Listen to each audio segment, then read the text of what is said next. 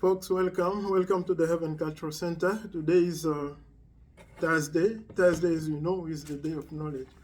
Today, I would like to do something different. I was thinking to speak in French instead of English.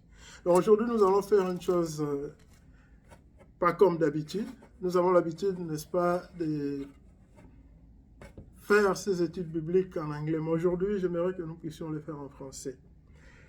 Alors, sans plus tarder, je dirais, soyez les bienvenus au Centre culturel du ciel, là où nous prêchons la vision, la mission et le valeur de Dieu. Aujourd'hui, c'est jeudi, comme nous sommes familiers maintenant, je crois, avec, c'est le jour de la connaissance. La connaissance n'est rien d'autre que la connaissance de Dieu. Connaître Dieu, c'est ça la connaissance, c'est ça la vraie connaissance. Parce que Dieu aime la connaissance. Dieu aime qu'on puisse le connaître. Alors, bien aimé, sans plus tarder, allons dans la prière avant, n'est-ce pas, de commencer notre étude. Seigneur, nous disons merci pour ton amour et ta fidélité. Nous bénissons ta sainteté de nous avoir accordé ces instants de venir au-devant de vous. Nous voulons remettre ce temps entre tes saintes mains, demandant que ton esprit puisse nous parler, nous enseigner au nom de Jésus-Christ. Amen. Amen. Nous allons parler en français, mais je vais lire en anglais. Notre étude d'aujourd'hui s'intitule « La qualité et non la quantité ». Par la qualité, qu'est-ce que je voulais dire? Je voulais dire plus parler de la foi, parce que notre qualité en tant qu'enfant de Dieu, citoyen du royaume des cieux, ne se trouve dans rien d'autre que dans la foi, notre foi en Jésus-Christ. C'est ça notre qualité. Et vous savez, nous sommes en train de vivre pendant un temps, bien aimé, où la qualité est de moins en moins prise en compte. Ce qui compte plus, c'est la quantité. La quantité est devenue comme étant la seule façon de vouloir identifier ceux qui sont en train de vivre pour le dessein de Dieu. Alors, nous sommes en train de parler vivre pour le dessein de Dieu. C'est ça notre thème pour l'année. En anglais, live purposefully. Living purposefully. En français, vivre pour le dessein de Dieu ou vivre pour un objectif. Et cet objectif n'est rien d'autre que la gloire de Dieu. Alors, aujourd'hui, nous allons parler de la qualité de notre foi. Parce que notre qualité vient de la foi que nous avons en Jésus-Christ. C'est pour cela que j'aimerais que nous puissions considérer Jacques ou James, chapitre 2. Nous allons lire du verset 14 jusqu'au 26. Et je vais lire en anglais comme ça, mais l'étude biblique est en français. What good is it, my brothers and sisters, if someone claims to have a faith but no deeds? Can such faith save them? Suppose a brother or a sister is without clothes or daily food. If one of you says to them, go in peace, keep warm and well fed, but does nothing about their physical need, what good is it? In the same way, faith by itself is not accompanied by action is dead. But someone will say, you have faith, I have deeds. Show me your faith without the deeds, and I will show you my faith with the deeds. You believe that there is one God. Good for you. Even demons believe, and they are shuddered. You foolish person, do you not want evidence that the faith without deeds is useless? Was not our father Abraham considered righteous for what he did when he offered his son Isaac on the altar? You see that his faith and his actions were working together, and his faith was made complete by what he did. And the scripture was fulfilled that say, Abraham believed God, and it was credited him to righteousness. And he was called God's friend. You see that a person is considered righteous by what they do and not by what they faith is alone. In the same way, was not even Rahab, the prostitute, considered righteous for what she did when she gave lodge to the spies and sent them off in a different direction? As the body without the spirit is dead, so faith without deeds is dead. Il n'y a pas de qualité dans la foi sans action. Si nous parlons de la qualité dans notre action, ou dans notre, j'allais plus dire, nous parlons de la qualité dans notre façon de vivre pour les desseins de Dieu ou les objectifs de Dieu, cette qualité ne se laisse voir ou ne peut être vue qu'au travers des actions occasionnées par la foi dans n'importe qui, la foi en Jésus-Christ. Alors, bien aimé, la personne qui vit par la foi, c'est une personne qui vit selon les objectifs de Dieu ou qui est en train de vivre selon le dessein de Dieu. Pourquoi? Parce que celui qui est dans la foi, on suppose, il obéit. Parce qu'il n'y a pas de foi sans obéissance. Pour qu'il y ait la foi, il faut qu'il y ait obéissance. Ou s'il y a la foi est vue par l'obéissance que vous avez, dans ces cas échéants, dans la parole de Dieu. Celui qui obéit la parole de Dieu, c'est celui qui a foi en Dieu. Pourquoi? Parce qu'il n'a pas vu Dieu, mais il croit et il obéit. Il agit d'une façon qui glorifie, qui honore Dieu. Alors, cette personne-là est en train de vivre la foi et selon, n'est-ce pas, les desseins de Dieu, j'allais plus dire. Vivre selon les desseins de Dieu, bien-aimé dans le Seigneur, ne peut être possible que par la foi. Pas la foi seulement comme la foi intellectuelle, ou comme on dit la foi des démons, parce que les démons, ils croient, mais ils n'ont pas d'action de justice. Mais dans ces cas où ceux qui disent qu'ils sont en train de vivre pour les objectifs de Dieu ou pour les desseins de Dieu, ils vivent par la foi en obéissant à la parole de Dieu, comment en la mettant en pratique. Donc leurs actions doivent être, leur foi doit être accompagnée par les actions. Parce que la foi, je dirais dans un terme, dans le langage des humains, est abstrait. La foi est abstraite, mais les actions sont concrètes. La foi se concrétise par les actions. Et c'est ça que j'appelle la qualité. Parce que nous avons deux sortes de foi. Il y a la foi intellectuelle et il y a la foi parfaite ou la foi par action, qui est la foi en Jésus-Christ.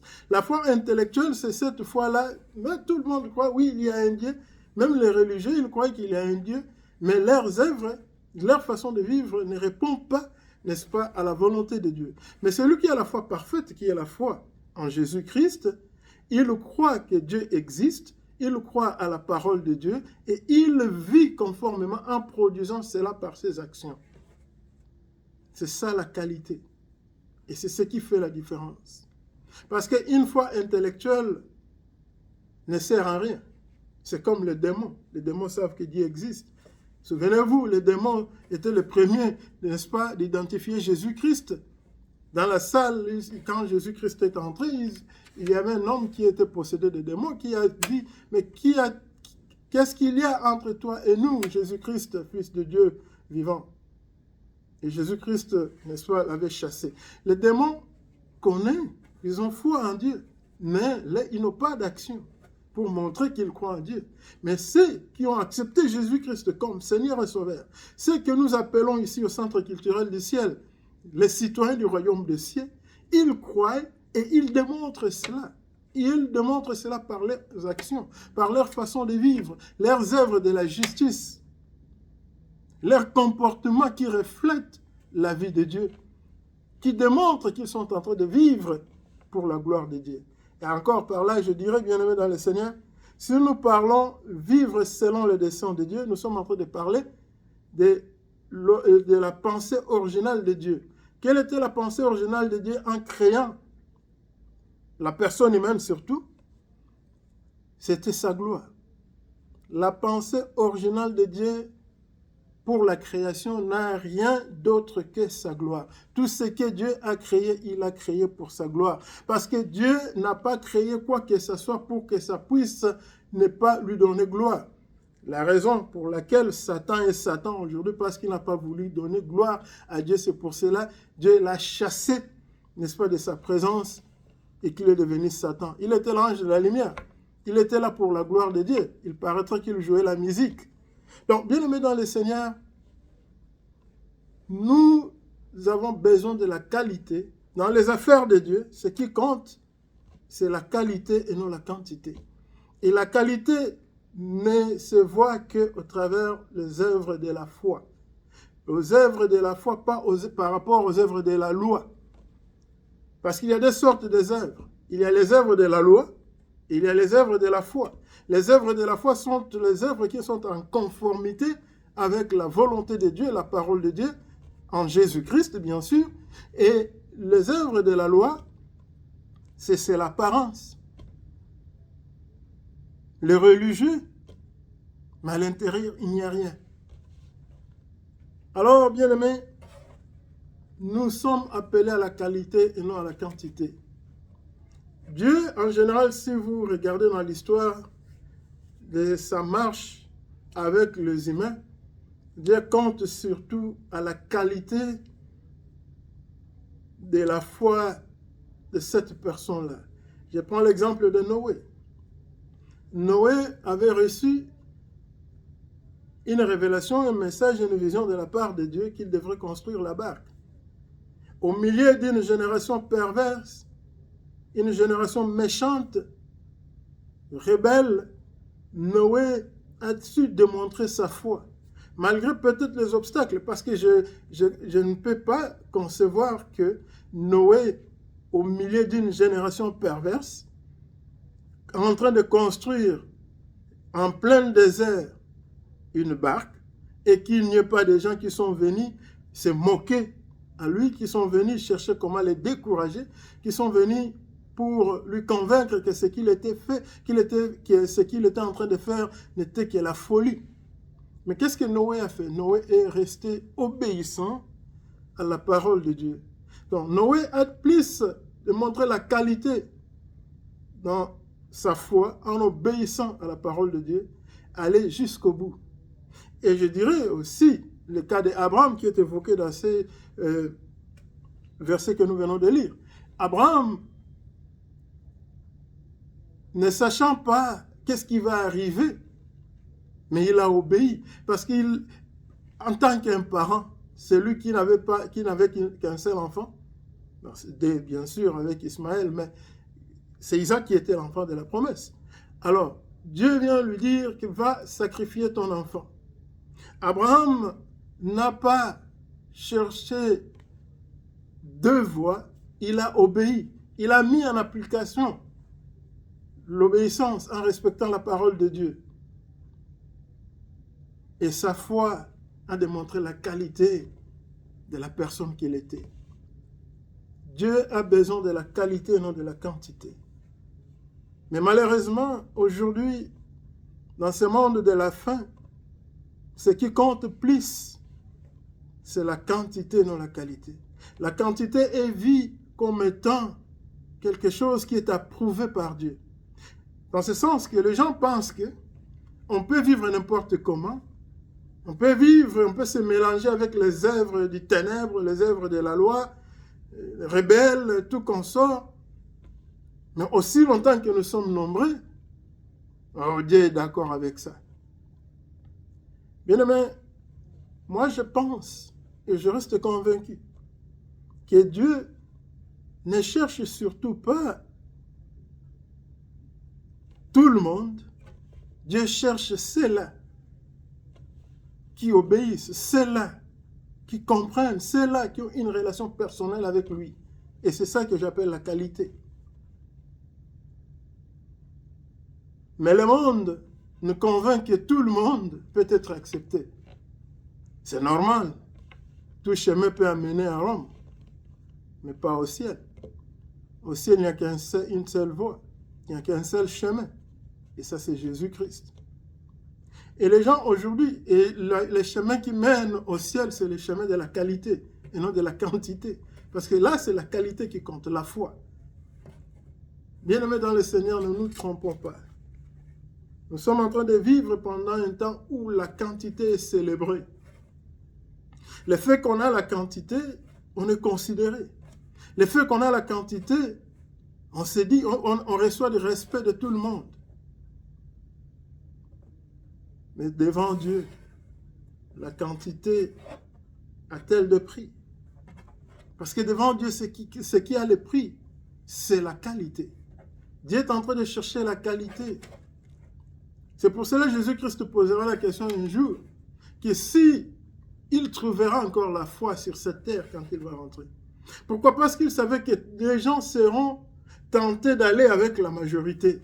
Les gens seront tentés de dévier la voie de la justice pour rejoindre la majorité dans la fausseté, dans la rébellion. Et c'est ce qui est en train d'arriver aujourd'hui. Ce n'est plus la qualité qui compte, c'est la quantité. Aussi longtemps qu'on est nombreux, on a l'intention de croire que Dieu est là. Et même si on fait de n'importe quoi, même si on se comporte de n'importe comment, même si on désobéit la parole de Dieu, même si on n'a pas la foi parfaite, la foi intellectuelle. Et d'ailleurs, c'est ce qui se passe aujourd'hui. Les gens sont plus attirés par la foi intellectuelle que la foi parfaite en Jésus-Christ. Parce que aujourd'hui, si vous avez un discours, vous avez un message qui plaît à vos interlocuteurs, eh bien, vous êtes le bienvenu. Ils feront tout, ils feront votre promotion. Mais si vous avez un message qui les déplaise, mais qui plaît à Dieu, un message qui glorifie Dieu, et ce n'est pas ça qu'ils veulent entendre, qui est déconsidéré, déshonoré, et tout ce qui peut suivre. Alors, bien-aimé dans le Seigneur, j'aimerais te dire, toi qui as opté de vivre dans la qualité, qui n'est rien d'autre que la foi, la vraie foi, basée sur la parole de Dieu qui est Jésus-Christ, basée sur l'obéissance aux prescrits de Dieu, tiens-toi bien. Ne relâche pas, même si tu te retrouves dans la minorité. Vous savez, un jour, Dieu a dit à Gédéon de recruter une armée en Israël pour aller combattre. Gédéon a pris une multitude de personnes, il est venu avec. Dieu a dit non, non, non, non. Ça, c'est très nombreux. Vous risquez de vous attribuer la gloire parce que Dieu aime beaucoup sa gloire. C'est pour cela, pour nous, cette année, nous sommes en train de parler, vivre pour les objectifs de Dieu ou les desseins de Dieu, qui n'est rien d'autre que sa gloire. Vivre pour la gloire de Dieu. Vivre pour plaire à Dieu. Vivre pour entrer dans la pensée originale de Dieu en créant la création, si vous permettez cette pensée-là. Alors, Gédéon est venu avec toute cette multitude, et Dieu dit non. Gédéon, c'est très nombreux. Retournez les autres. Il a commencé par procéder par l'élimination, jusqu'à ce qu'ils sont restés à 300. Et avec ces 300, la victoire a été remportée. Gédéon avec la guerre. Donc, bien-aimé, avec Dieu, ça ne demande pas la quantité, mais la qualité. C'est pour cela que la Bible dit que nombreux sont appelés, mais seulement un peu sont élus. Dieu pouvait choisir toutes les grandes nations du monde pour, n'est-ce pas, accomplir ou procéder au processus de retour du royaume de Dieu sur la terre. Mais il a choisi une seule personne, Abraham. Par Abraham, il a choisi Isaac. Par Isaac, il a choisi Jacob, qui était devenu Israël. Par Israël, il a choisi Judas. Et par Judas, le Messie est venu dans le monde. Donc, vous voyez, c'est toujours la minorité, pas la majorité. Il faut toujours chercher à être dans la qualité et se retrouver là où la qualité selon Dieu se trouve. La qualité, on est en train de parler de la qualité selon Dieu. Et cette qualité-là, j'ai bien signifié, n'est rien d'autre que la foi obéissante à la volonté de Dieu qui est la parole de Dieu. Et je dirais la foi en Jésus-Christ. C'est ça la qualité. Pas la foi intellectuelle comme celle de démons, qui est imparfaite et qui n'a pas d'importance. Donc bien aimé dans le Seigneur, celui qui vit selon les desseins de Dieu vit dans la qualité, se base plus dans la qualité et non dans la quantité. Que la gloire de Dieu se manifeste dans ta vie, que Dieu continue à t'éclairer. Toi qui as accepté Jésus-Christ comme Seigneur et Sauveur, tu es un citoyen du royaume des cieux. Parce que Jésus-Christ, en venant sur la terre, il n'est pas venu pour créer une congrégation ou une religion qu'on appellera christianisme. Jésus-Christ est venu restaurer ce que Adam avait perdu. Et qu'est-ce qu'Adam avait perdu? Adam avait perdu le royaume des cieux. Et tout celui qui a reçu Christ comme Seigneur et Sauveur, il est devenu automatique citoyen du royaume des cieux. Mais nous avons une marche à faire dans la qualité, dans la foi, vivre pour cet objectif-là. Que Dieu te bénisse et continue à t'éclairer au nom de Christ. Amen.